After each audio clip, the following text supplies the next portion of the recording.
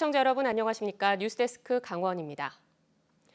강원 남부 지역을 지날 것으로 예상됐던 제5호 태풍 다나스가 일찌감치 소멸됐습니다. 강원도에는 영향을 미치지 않아 별 피해는 발생하지 않았고 내일까지 비가 내리겠습니다.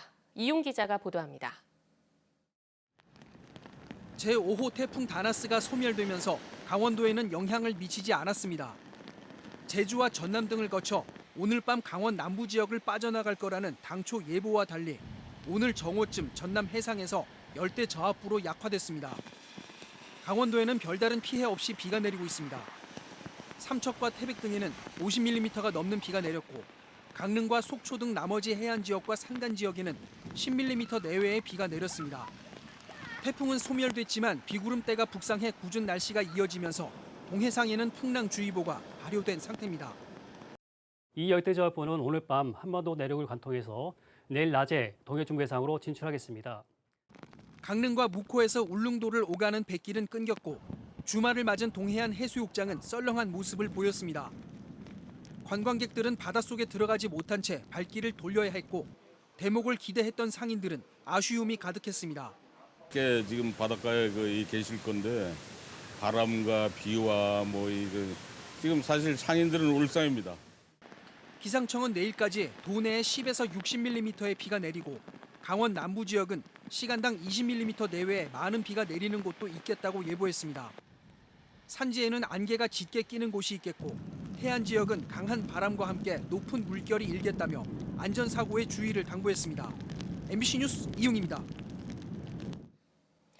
일본의 전략물자 수출 규제로 시작된 일본 제품 불매 운동이 전국적으로 퍼지고 있습니다. 강원도 내에서도 마찬가지인데요. 홍천군은 다음 주에 열리는 맥주 축제에서 일본 맥주를 팔지 않기로 했습니다. 김상훈 기자가 보도합니다. 담배 판매대에 일본 제품 자리만 비어 있습니다. 그나마 남아있는 재고도 반품하기 위해 모두 바구니에 담깁니다. 일본 제품을 아예 판매하지 않기 위해서입니다. 그래서 지금 찾으시는 분들이 지금 불매운동 중이라고 말씀드리면 많이 담배를 바꾸는 지금 경향으로 가고 있습니다. 네. 불매운동에 참여하는 나들 가게만 춘천과 원주를 비롯해 강원도 내 80여 곳에 달합니다. 대형 마트들까지 가세했습니다.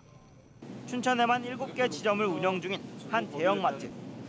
일본 맥주는 가격표만 남아있고 자리는 텅 비워놨습니다.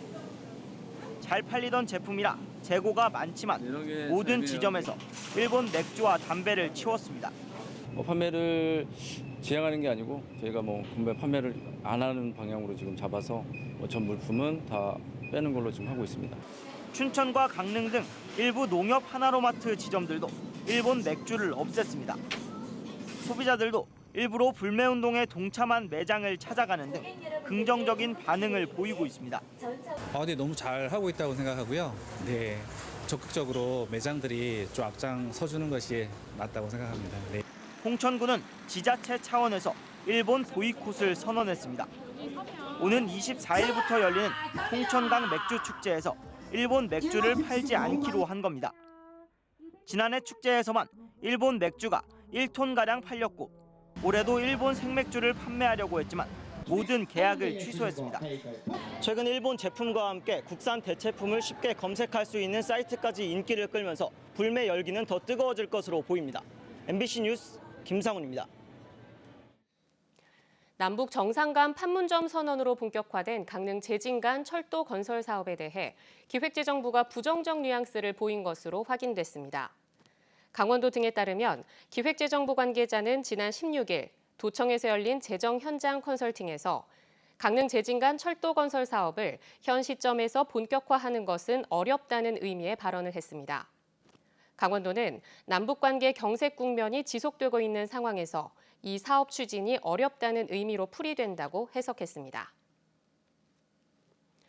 오늘 오후 1시 반쯤 영월군 무릉도원면 주천강에서 수영을 하던 16살 박모군이 물에 빠져 숨졌습니다.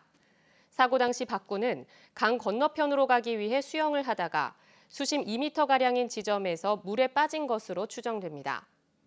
경찰은 방학을 맞아 중학교 동창과 여행을 왔던 박군이 수영에 익숙하지 않은 상태에서 변을 당한 것으로 보고 정확한 사고 원인을 조사하고 있습니다.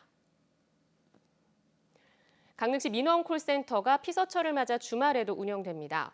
주말 운영 기간은 오늘부터 4주간이며 시민 불편 사항을 접수하고 문화관광시설 안내, 생활 정보 등을 제공합니다. 강릉시 민원콜센터는 지난 2014년 11월 개소해 하루 평균 500건 넘게 상담하고 있습니다.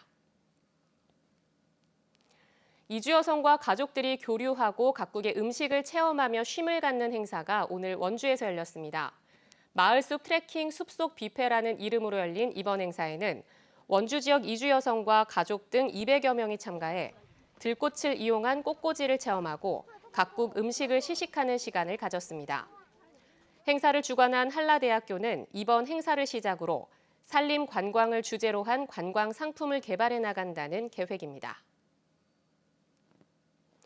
인제의 문화유산인 뗏목놀이가 어제 서울 한강 몽땅 축제의 개막 행사 이벤트로 선정돼 40여 분간 공연을 펼쳤습니다.